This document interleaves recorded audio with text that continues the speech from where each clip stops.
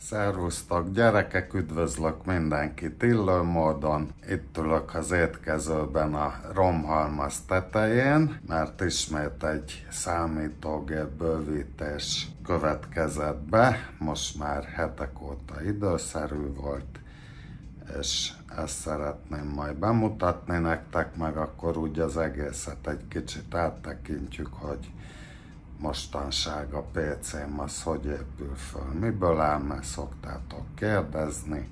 Először tekintsük meg ezt a hatalmas teret, ott gubbasztok a sámlin a számítógép mellett, körülbelül 40 fok van ideben, és akkor szünetmentes tápegység elosztó, millió madzag lógszana széjjel az asztal alól, és akkor itt mindenféle ekcájgok szana szét az asztalon, és hát az új polcom, ami számítógép szempontjából is majd új értelmet fog kapni nem sokára. Itt látható maga a számítógépház belseje.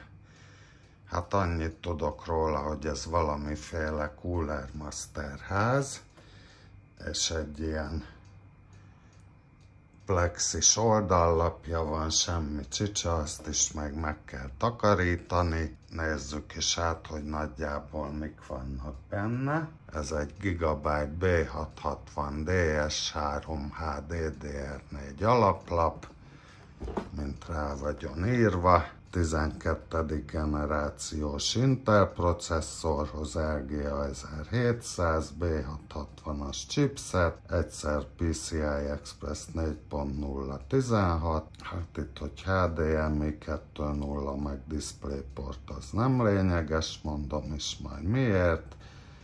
Dual Channel DDR4 memória kezelést támogat, 4 darab slottal, 4x PCI Express 3.0x1, ami a bővítő csatlakozókat illeti, 4 SATA 3 foglalat van, és 2x M2 az SSD-knek, RAID 0, 1, 5 és 10-es módokat támogat a SATA-n, gigabites internet, millióféle USB, amiből a legkomolyabb az a 3.2 Gen 2x2, jelentsen bármit is, Type-C kivitelben, 8 csatornás HD audio és ATX formátum. Itt van egy 12. generációs Intel i5-ös processzor, konkrétan 12400F a típusa,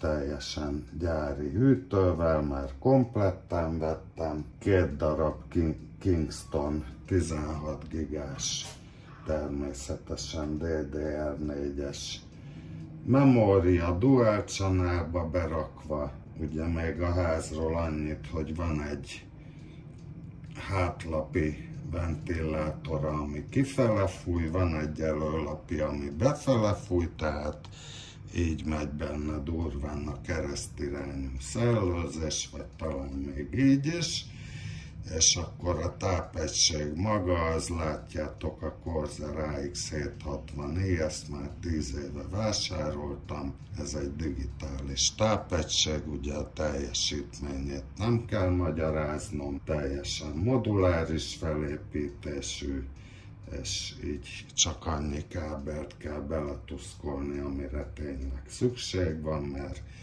most ugye látjátok, hogy a videókártyába csak egy 8-as csatlakozó megy bele. Van itt benne egy 2 terabájtos SATA 3 merevlemez, van itt egy szintén SATA 3, hát nem is tudom, talán fél terás SSD, M2-es SSD, ami PCI Express 4.0-as.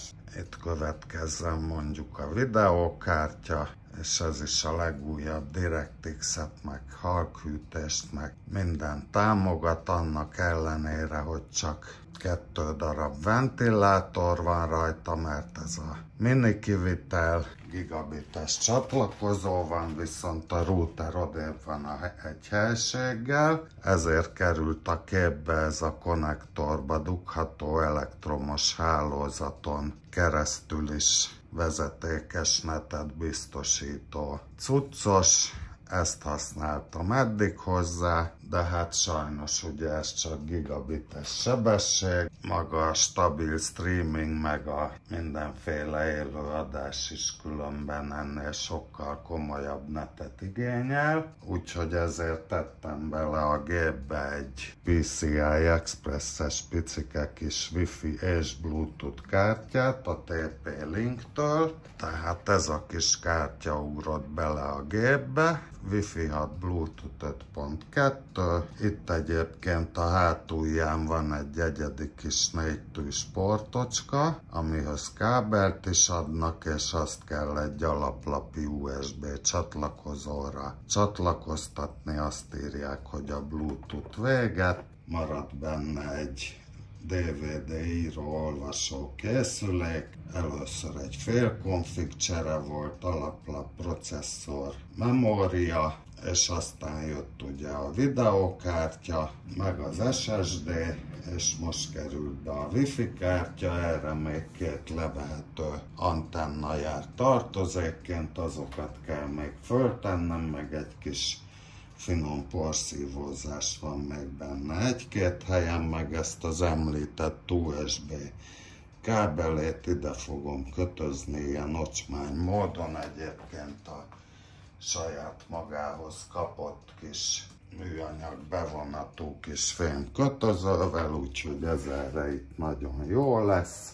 És akkor itt van ugye a hátlapi hűtő, esetleges vízhűtés csöveinek a cucc, mindenféle portok, még PS2 is van egy darab. Ugye ezek lennének az alaplapi képcsatlakozók, USB-C, puccos USB, nem tudom, hogy a piros mit jelent, mert ilyet még nem is láttam. Még 2 USB, itt van a hálózati port, a 3 audio csatlakozó, akkor itt a videókártyán én a HDMI-t használom, a többi már azt hiszem, hogy DisplayPort, úgyis van ez DisplayPort. Na fedezzük fel együtt, mert fingom nincs, hogy mi van rajta. Ez is DisplayPort. Gondosan visszadugózom.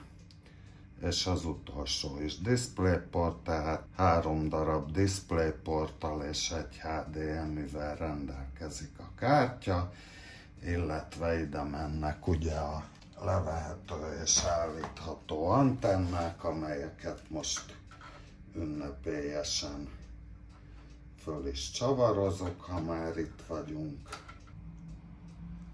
Írjátok meg, mennyire tetszett ez a hevenyészet tartalom, világítás, mikrofonok, meg mindenféle effektek extrák nélkül, és ha az derül ki, hogy érdekel benneteket ilyen tartalom, akkor esetleg a perifériákról vagy a szoftveres környezetről is csinálok egy hasonló részt.